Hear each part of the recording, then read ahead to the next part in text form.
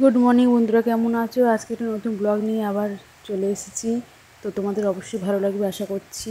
তো দেখো, আমি সকালবেলা উঠে পড়েছি। এখন বাজে ঘড়িতে হচ্ছে 5:30। তো আমি উঠে প্রথমে বাসনপত্রগুলো বের করে নিয়েছি বাসি কাজ করার জন্য। আর এখানে বাবার মেয়ে ঘুমাচ্ছে, তাই আমি রান্নাঘরটা মুছবো। তাই আমি বালতি করে জল নিয়ে চলে এসেছি। তা তোমরা কে কোথা থেকে আমাকে দেখছো অবশ্যই কমেন্টে জানিও। আর তোমরা সকালে কখন ওঠো অবশ্যই কমেন্টে জানিও। অনেকে তো সকালে ওঠে, আবার অনেকে একটু দেরি করে, যার যেরকম ঘরের কাজ সে সেরকমভাবেই ঘরের কাজ করে। যে আমি যখন উঠি বলে তাকে এরকম সময় উঠতে হবে এমন তো কোনো ব্যাপার নেই। তা প্রথমে দেখো, আমি এখানে রান্নাঘরটা ভালো করে গ্যাসটা মুছে নিয়েছি, গ্যাস ওভেনটা। তো কালকে রাতে রুটি আর তরকারি খাওয়া হয়েছিল। সেই রাত্রিবেলা তো আর গ্যাস ট্যাস মুছে রাখা হয় না, সকালবেলা ওই জন্য একবারে বাসি কাজ সেরে নিই। তা বরের তো আজকে ছুটি আছে যেহেতু রবিবার, তা সেই জন্য বর ঘুমাচ্ছে আর আমি এই জন্য কাজগুলো করে নিই। মেয়েও ঘুমাচ্ছে না, উঠলে আবার ওকে নিয়ে ব্যস্ত হয়ে যাব। তা বাসি কাজ সেরে স্নান করে পুজো দিয়ে দেবো। তো দেখো, এখন আমি এখানে ঘর মুছে নিচ্ছি, রান্নাঘরটা মুছে তারপরে আমি এই আমাদের যে থাকার ঘর, ঠাকুর ঘর একসঙ্গে সেইখানে সেটা মুছবো। সেটা মুছে চান করে নেবো। আজকে একটু মাথা ঘষবো, মাথা টাথা ঘষে পুজো দিয়ে দেবো। তো তোমরা অবশ্যই আমাকে জানিও যে আমার ব্লগটা কেমন লাগছে। কমেন্ট করো, ভালো লাগলেও কমেন্ট করো, খারাপ লাগলেও কমেন্ট করো অবশ্যই।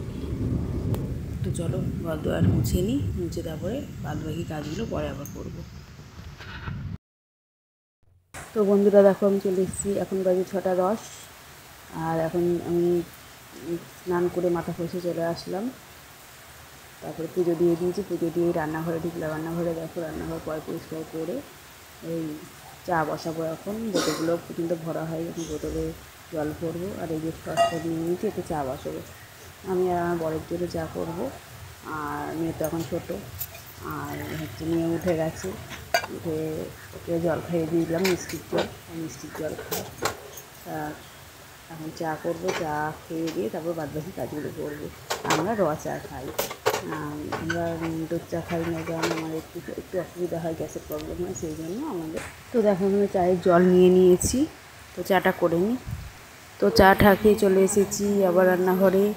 এখানে হচ্ছে রুটির জন্য আটা মেখে নিয়েছি। আর এখানে চিচিঙ্গা আর আলু কেটে নুন হলুদ দিয়ে মাখিয়ে রেখেছি। এটা পেঁয়াজ দিয়ে ভাজা ভাজা করবে, সকালের টিফিন হবে রুটি আর চিচিঙ্গা ভাজা। আর বাবা বাজারে গেছে। তো দেখো, বাবা বাজারে গেছিলো, তখন আমি জামাকাপড় কাচলাম, রুটি আর চিচিঙ্গা ভাজা করলাম, মেয়েকে খাওয়ালাম, এসব কাজ করে যে মাছ নিয়ে এসে মাছগুলোকে কাটলাম। এখানে আছে ল্যাটা মাছ আর হচ্ছে তোমার কী বলে এটাকে, কই মাছ নিয়ে এসছে। এটাকে এখন ভাজবো, তাই তেল দিয়েছি কড়াইতে। আর এইখানে হচ্ছে চিচিঙ্গা ভাজা আর এই রুটি।